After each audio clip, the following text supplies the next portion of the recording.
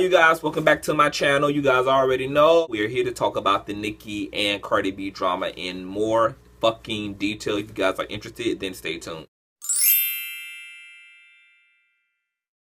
I finally got home and was able to listen to the entire interview, and I also listened to Cardi B's entire interview where she was given an opportunity to also make a comment on Nicki Minaj, and she actually said there was no beef. Something about Nicki Minaj just comes off real inauthentic, and it's not the Bigfoot baby hairs that protrude from her lace wig. It's not the silicone body.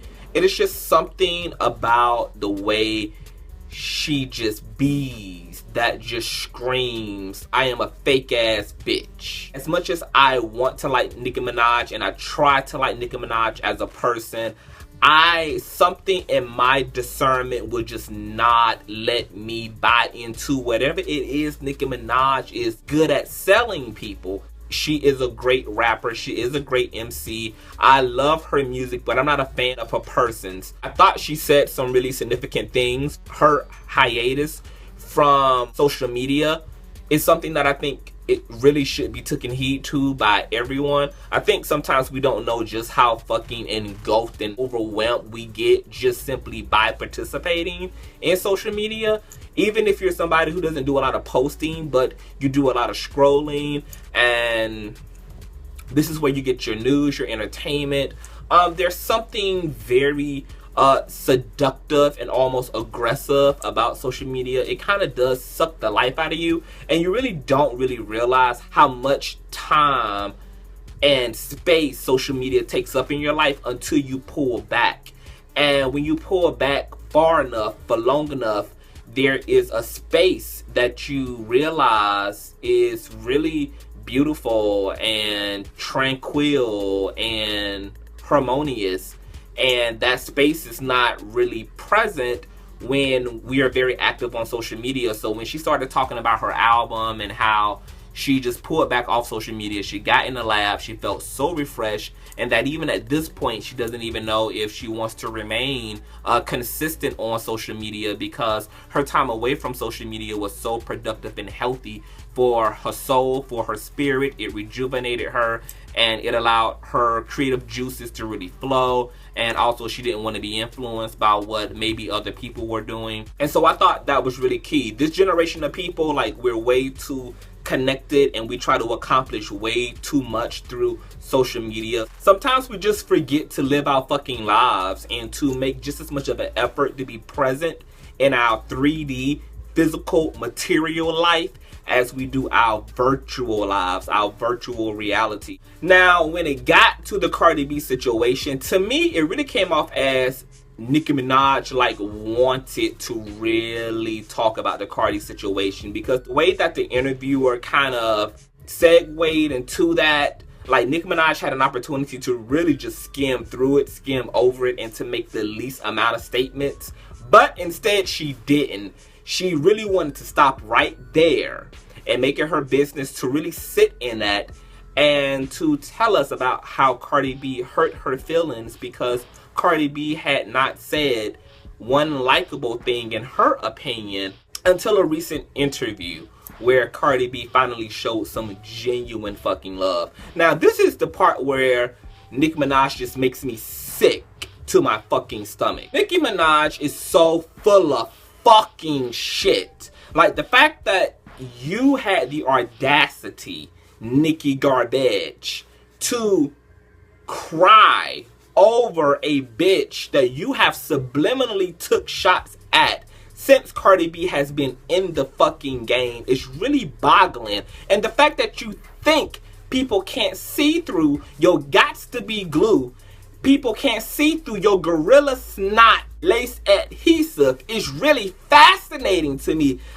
It's so blatantly fucking obvious that you are so pressed and threatened by any bitch who gets any type of a positive feedback from the public. Let me tell you something. You was not pressed until Cardi B was working with Bruno Mars, until the bitch was Grammy nominated, until the bitch single Bodak Yellow took over the motherfucking charts. Then at that point, bitch, you started to get scared. Something in your spirit started to be moved, like like the Titanic toward the motherfucking iceberg. Then you was shook up, bitch. Your wig had been lifted when Cardi B came in the game faster than your ass dropping. Then at that point, you had to do some real motherfucking major damage control. So now that Cardi B is becoming solidified, she is the people's champ. She is somebody who's lovable and relatable and also has a growing and powerful following. And you know that that's translating well in the public. You now don't want to make a total ass of yourself. So now you're trying not to be her friend per se, but you're trying to neutralize the playing field so that you don't necessarily look like a foe. Because you don't want to throw so many shots and then have this bitch beat you at a Grammy before you get one. To beat you at a major award before you get one. Because Cardi B already done broke a fucking record with Invasion of Privacy. She's the first female hip hop artist to go gold or platinum in one fucking day. And this is her first album. Her first label album. Now, bitch, that gotta shake even an arrogant bitch like Nicki Minaj. So to me, Nicki Minaj, I'm just not fucking buying it. And then I thought it was interesting how Nicki Minaj gave so much credence and reverence to Lauryn Hill. Lauryn Hill publicly tweeted Cardi B about her song Be Careful and just had to give her 2 thumbs up on the motherfucking track. Cardi B felt so vindicated by getting that cosign from Lauryn Hill, and this is somebody who Nicki Minaj also looks up to. So I think all the things going on with Cardi B is really shaking Nicki Minaj motherfucking pussy. And Nicki Minaj now is going to try to pull back a little, not be so obviously shady towards her, so that if Cardi B happens to kick her ass musically and kick her ass on the charts, it won't look like she's getting her ass kicked by somebody she's competing with. She's just getting her ass kicked by an equally talented female rapper who she's rooting for all of a fucking sudden. Everything that has been said about Nicki Minaj and her antics, it was proven that she was trying to stop so much of Remy Ma's bags. It was proven that Nicki Minaj was trying to motherfucking keep Remy Ma off of red carpets, trying to keep her from fucking awards.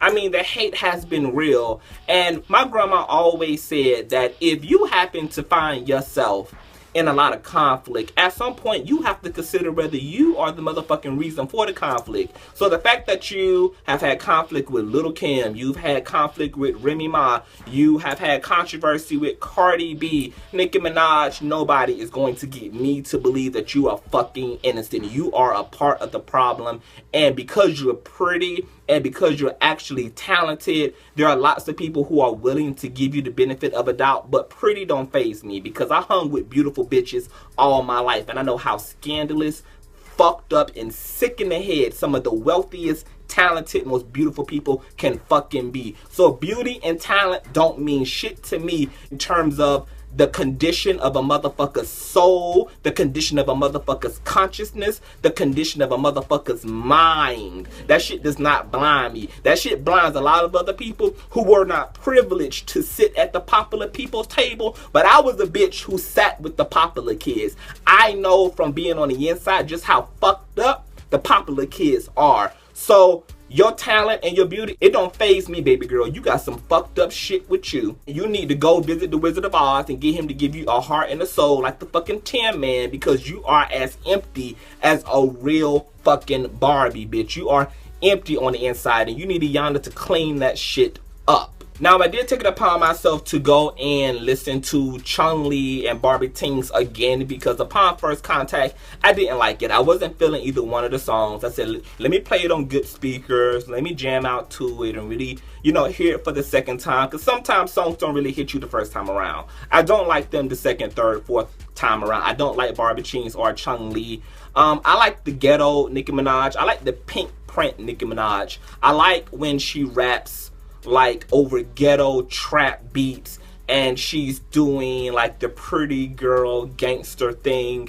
Something about this style of rap on Barbie Tings and Chun-Li, it just doesn't move me. I'm not going to say it's not good because I don't like it. It's just not personally something that I have to hear or will be listening to intentionally. It's just not the Nicki Minaj that I like. I think some of the resistance to Nicki Minaj for some people comes with the fact that you've got to clean this thing up with Lil' Kim. As much as you wanted Cardi B to show outward respect and love for you because you graced her with a cosign by doing Motorsport, is exactly how the legendary Lil' Kim felt, because she graced you with the whole first 5 years of your career in which you mimicked every outfit, every style. You took her Barbie brand. You literally just body Lil' Kim. Lil' Kim, she's responsible for why you even entered the game, had a chance to be in the game, and was able to solidify yourself in the game. And there are people, once again, who don't believe that Nicki Minaj initiated that beef. But anybody who's not fucking biased, can see through bullshit, and can keep up with information as it comes, clearly sees that Nicki Minaj once again was throwing rocks and hiding her fucking hands. People were so desperate to just see female hip-hop resurrected that they were willing to just be blind to, once again, Nicki Minaj's character. I'm telling you guys, this pretty privileged shit, this sexy privileged shit, this wealthy, talented, privileged shit is fucking real. You will be surprised at how blind people are willing to be when they think you are attractive, when they think you are talented. They are willing to believe you until the ends of the earth, no matter how fucked up and obvious your terrible characteristics are. They will justify those characteristics, make excuses for those behaviors like no other, and be extremely loyal to people who they idolize. And Nicki Minaj, unfortunately, gets so much of a pass for her behavior because people can't see past her beauty, and people can't see past the fact that she's talented. And so because she's talented and she's beautiful, that essentially makes her right in the majority of situations in the minds of dumbass people. I don't really care that Nicki Minaj is back. I wish she was more liberated as a woman and she wasn't so insecure, and she would really collaborate with females who are talented. I thought it was interesting that the only female rappers she was willing to give any credit to were ones who had praised her publicly. I'm standing with Cardi B on this thing. Cardi B is a much more likable, relatable, humbled person, and I keep telling y'all, humility will get you a long way in this world. Soon as you start smelling your own shit, shit is what you're going to be. A shit bed is what you're going to be sleeping in. And this is a part of why Nicki Minaj can't totally enjoy her celebrity. She can't enjoy herself, because you have to reap what you sow. And so you may get ahead in the material world being a morally corrupted individual, but you would never totally sleep well at night. There will be unrest in your soul. There will be anxiety in your soul. There will be constant obstacles in your way as you continue to benefit from the top of the pyramid. But you will always pay. I wish you much growth, black woman. You are in a position to do something powerful, not just for yourself, but for female hip-hop. And opening your arms and really being a unifying individual, that's going to be the thing that's going to really solidify a legacy for you. If you were to die right now, people would revere you, but there will also be so many mixed feelings and so many negative things to really say about you. And you're still given grace to live each day to fucking alter that by growing the fuck up, maturing the fuck up, and actually just being honest about the way you fucking feel. So y'all take Nicki Minaj to the altar this Sunday. You know, put her on the prayer list. Pray for her motherfucking soul. We'll see what the album does. Once again, I'll be getting the first listen from YouTube before I decide to illegally download it from YouTube. If I like anything, and we'll just see how that goes. You guys can tell me what you think about Nicki Minaj, about the Nicki Cardi beef and all these shenanigans. You guys make sure to rate, comment, and subscribe. Share this video, and I will check you guys out later.